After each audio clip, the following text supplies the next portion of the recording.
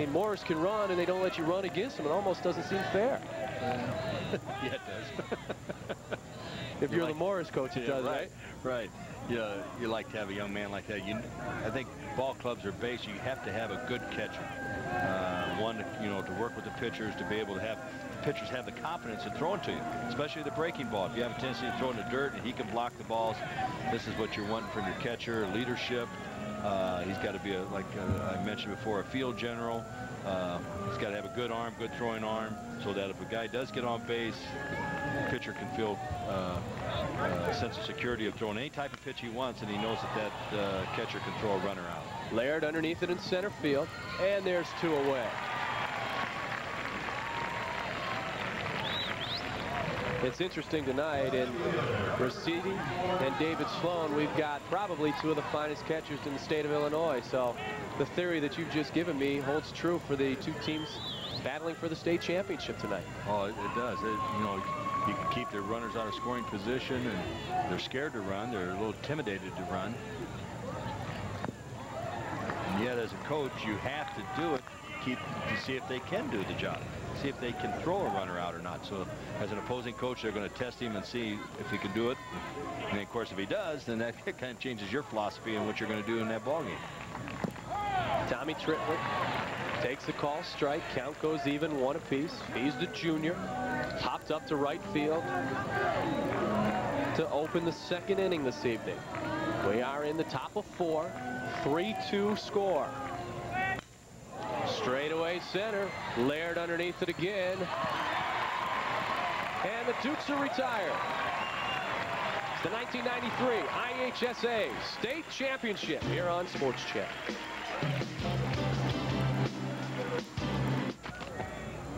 Bottom of 4, 3-2 score. Redskins 0 for in the first, got a run in the second, run in the third. York opened up with 3 runs in the top of 1 on 4 hits in an air.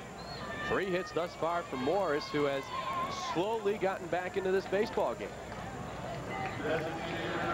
Well, I think they're feeling a little more comfortable. They're starting to do their type of ball game, and that's being aggressive when they get on the bases, and I think they're just going to continue doing that. The 7, 8, 9 hitters due up here in the bottom half of the 4th. Ryan Golden to lead things off, followed by Jordan Walker and Justin Olson. Ryan walked in the 2nd inning. Laces a base hit right up the middle.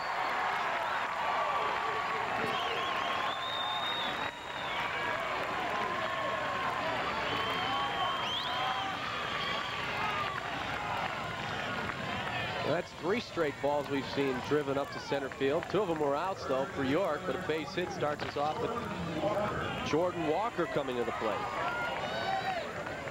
Good bit of hitting by Ryan Golden. Last time Walker dribbled him right out in front of the plate. Oh, boy. Runner delayed and went. Throwing air, and he'll move on down to third base. Sliding in, first and he's safe. Golden with the delayed steal. Throw gets into center field, and he motors all the way into third.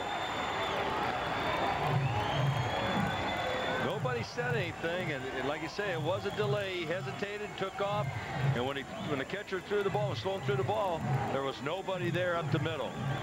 And this is what's kind of unfair, I think, on the ruling too. If there's a hustle going to third base, Stone will end up getting credited with an error because of the throw, and it was a good throw, but nobody was there. So it was a mental mistake on the middle infielders, and Morris ends up with the runner at third base with no outs. Keys against Morris tonight. In the words of Doug Mullaney, keep them off the bases. They will run. That's right. And they are a good running team. They keep the pressure on your defense the whole ball game.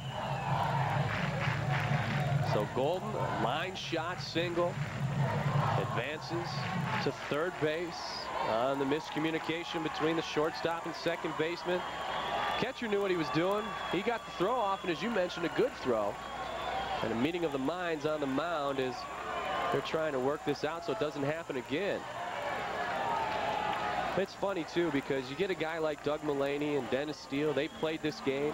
Some have enjoyed success to great degrees. Some guys you'll find who played in the minor leagues or spent time in professional baseball like yourself. And You sit on the bench, you sit in the dugout, and you know these things are going to happen.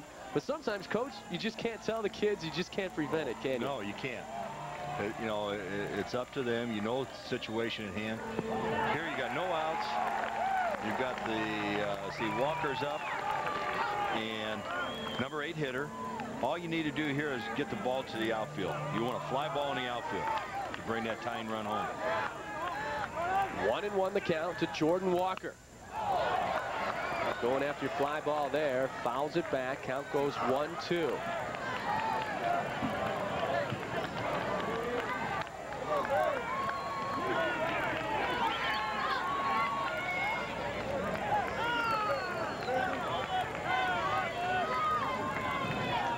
Ryan Golden with that single. That was his first hit of the state tournament. He was 0 for 3 coming into tonight.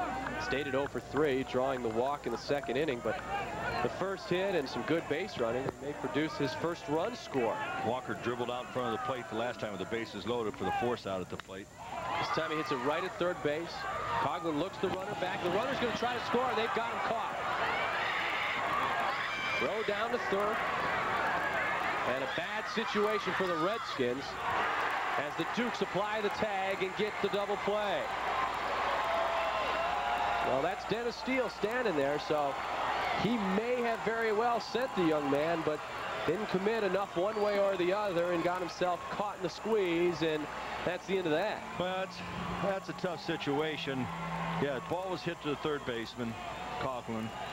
He looked the runner back, makes a nice throw to first base, and the runner bluffed.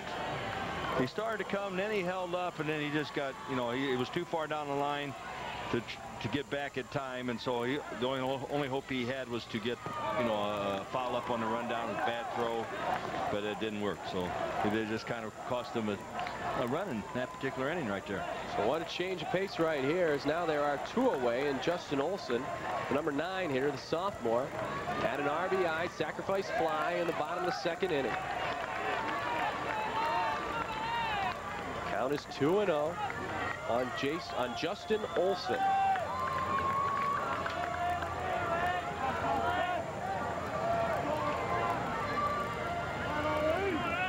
Jeff Dahl delivers. Just misses with the fastball, blowing away. I'm not too sure about that put out at third, but I think it might have went 5-3-2, 5-2-6 for a put out. That ball was handled quite a bit on that rundown.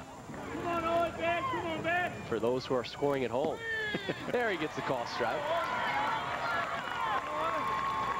3-1 the count to Justin Olson. 2 out, nobody on. Bottom of 4. 3-2 lead for the Dukes of York. The 3-1 pitch from Dahl. Swung on, another. Played by Jeff. He makes the throw, and the side is retired. 4 complete as the Dukes get out of a jam, and they maintain their lead.